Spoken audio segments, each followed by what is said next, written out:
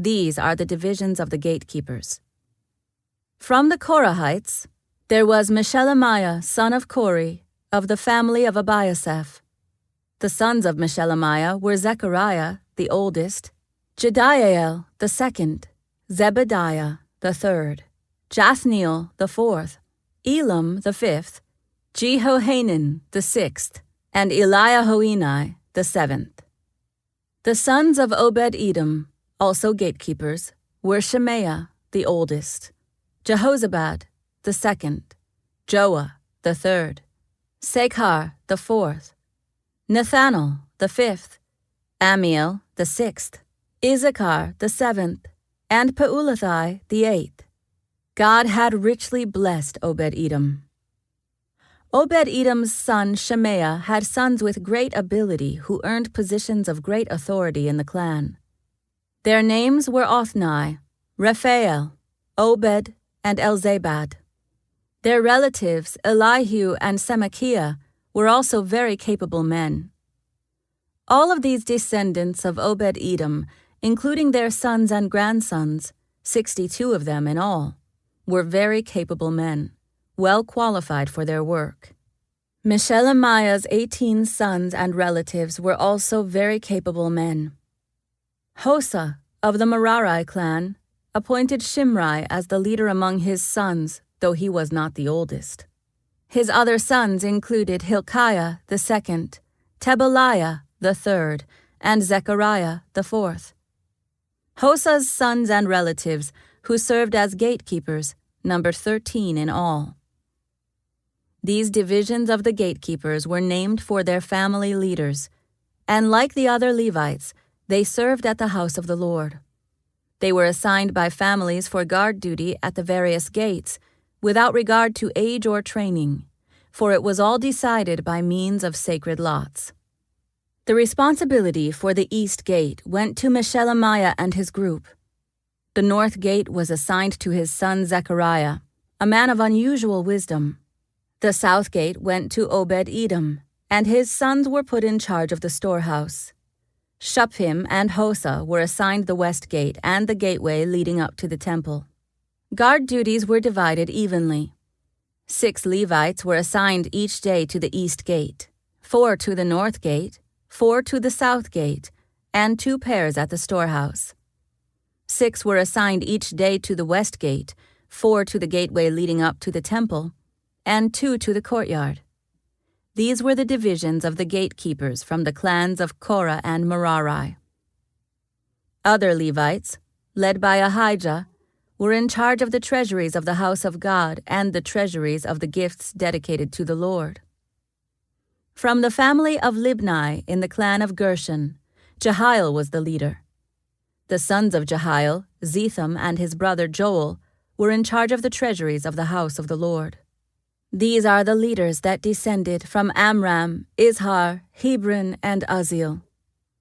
From the clan of Amram, Shebuel was a descendant of Gershom, son of Moses.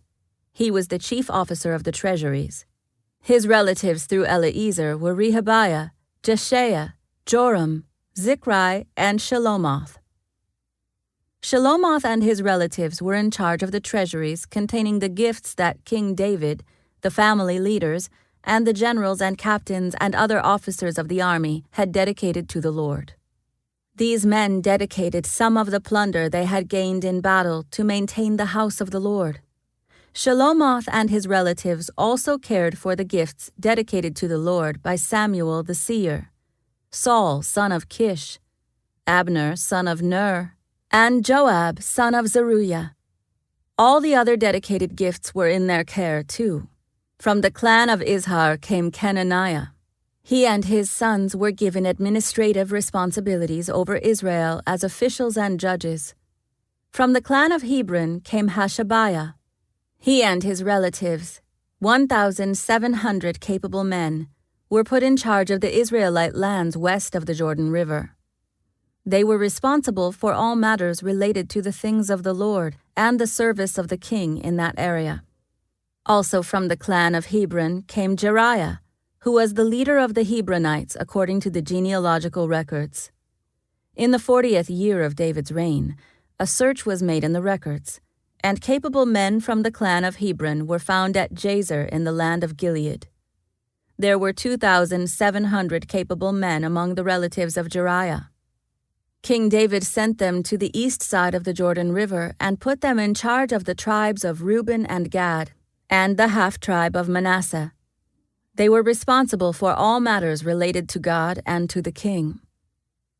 This is the list of Israelite generals and captains, and their officers, who served the king by supervising the army divisions that were on duty each month of the year. Each division served for 1 month and had 24,000 troops. Jashobeam, son of Zabdiel, was commander of the 1st Division of 24,000 troops, which was on duty during the 1st month. He was a descendant of Perez and was in charge of all the army officers for the 1st month. Dodai, a descendant of Ahoah, was commander of the 2nd Division of 24,000 troops, which was on duty during the 2nd month. Mikloth was his chief officer. Benaiah, son of Jehoiada the priest, was commander of the 3rd Division of 24,000 troops, which was on duty during the 3rd month. This was the Benaiah who commanded David's elite military group known as the 30. His son Ammizabad was his chief officer. Asahel, the brother of Joab, was commander of the 4th Division of 24,000 troops, which was on duty during the 4th month. Asahel was succeeded by his son Zebediah. Shammah, the Israelite, was commander of the 5th Division of 24,000 troops, which was on duty during the 5th month. Ira, son of Ikesh from Tekoa, was commander of the 6th Division of 24,000 troops, which was on duty during the 6th month. Helez, a descendant of Ephraim from Pelon, was commander of the 7th Division of 24,000 troops, which was on duty during the 7th month. Sibbecai, a descendant of Zerah from Husha, was commander of the 8th Division of 24,000 troops, which was on duty during the 8th month. Abiezer from Anathoth in the territory of Benjamin was commander of the 9th Division of 24,000 troops, which was on duty during the 9th month. Mahareh, a descendant of Zerah from Netophah, was commander of the 10th Division of 24,000 troops, which was on duty during the 10th month. Benaiah from Pirathon in Ephraim was commander of the 11th Division of 24,000 troops, which was on duty during the 11th month. Heled, a descendant of Othniel from Netophah, was commander of the 12th Division of 24,000 troops, which was on duty during the 12th month. The following were the tribes of Israel and their leaders. Reuben Eliezer, son of Zichri. Simeon, Shephatiah, son of Maacah. Levi Hashabiah, son of Kemuel. Aaron, the priests, Zadok. Judah Elihu, a brother of David. Issachar Amri, son of Michael. Zebulun Ishmaiah, son of Obadiah. Naphtali Jeremoth, son of Azriel. Ephraim Hoshea, son of Azaziah. Manasseh, west, Joel, son of Pedaiah. Manasseh in Gilead, east, Iddo, son of Zechariah. Benjamin Jaasiel, son of Abner. Dan Azarel, son of Jeroham. These were the leaders of the tribes of Israel. When David took his census, he did not count those who were younger than 20 years of age, because the Lord had promised to make the Israelites as numerous as the stars in heaven. Joab, son of Zeruiah, began the census, but never finished it, because the anger of God fell on Israel. The total number was never recorded in King David's official records. Asmaveth, son of Adiel, was in charge of the palace treasuries. Jonathan, son of Uzziah, was in charge of the regional treasuries throughout the towns, villages, and fortresses of Israel. Ezri, son of Caleb, was in charge of the field workers who farmed the king's lands. Shimei from Ramah was in charge of the king's vineyards. Zabdi from Shephem was responsible for the grapes and the supplies of wine. Baal-Hanan from Geder was in charge of the king's olive groves and sycamore fig trees in the foothills of Judah. Joash was responsible for the supplies of olive oil. Shitrai from Sharon was in charge of the cattle on the Sharon plain. Shaphat, son of Adlai, was responsible for the cattle in the valleys. Obil the Ishmaelite was in charge of the camels. Jediah from Meronoth was in charge of the donkeys. Jaziz the Hagrite was in charge of the king's flocks of sheep and goats. All these officials were overseers of King David's property. Jonathan, David's uncle, was a wise counselor to the king, a man of great insight and a scribe. Jehiel the Hachmonite was responsible for teaching the king's sons. Ahithophel was the royal adviser. Hushai the Archite was the king's friend. Ahithophel was succeeded by Jehoiada, son of Benaiah, and by Abiathar. Joab was commander of the king's army.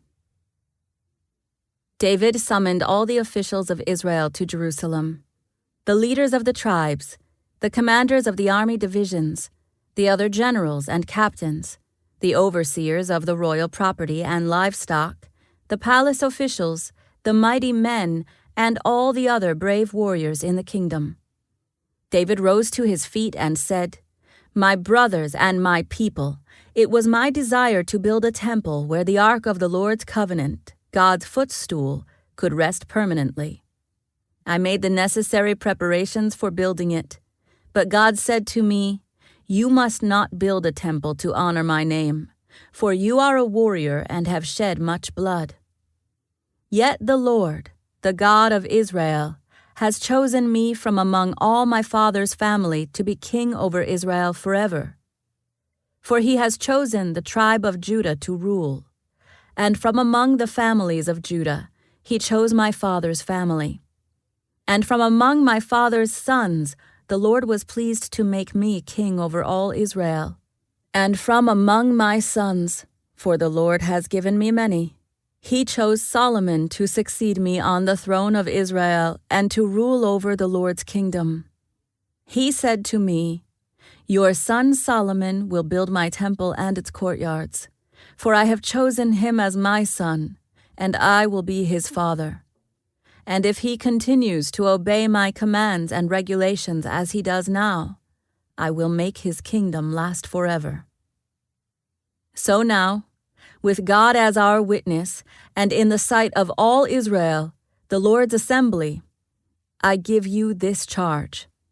Be careful to obey all the commands of the Lord your God, so that you may continue to possess this good land and leave it to your children as a permanent inheritance. And Solomon, my son, learn to know the God of your ancestors intimately. Worship and serve him with your whole heart and a willing mind. For the Lord sees every heart and knows every plan and thought. If you seek him, you will find him. But if you forsake him, he will reject you forever. So take this seriously. The Lord has chosen you to build a temple as his sanctuary. Be strong and do the work." Then David gave Solomon the plans for the temple and its surroundings, including the entry room, the storerooms, the upstairs rooms, the inner rooms, and the inner sanctuary, which was the place of atonement.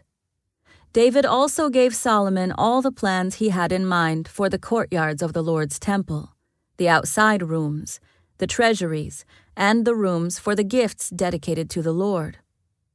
The king also gave Solomon the instructions concerning the work of the various divisions of priests and Levites in the temple of the Lord. And he gave specifications for the items in the temple that were to be used for worship.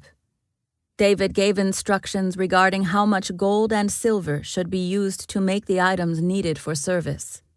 He told Solomon the amount of gold needed for the gold lampstands and lamps, and the amount of silver for the silver lampstands and lamps, depending on how each would be used. He designated the amount of gold for the table on which the bread of the presence would be placed, and the amount of silver for other tables. David also designated the amount of gold for the solid gold meat hooks used to handle the sacrificial meat and for the basins, pitchers, and dishes, as well as the amount of silver for every dish. He designated the amount of refined gold for the altar of incense. Finally, he gave him a plan for the Lord's chariot, the gold cherubim whose wings were stretched out over the ark of the Lord's covenant.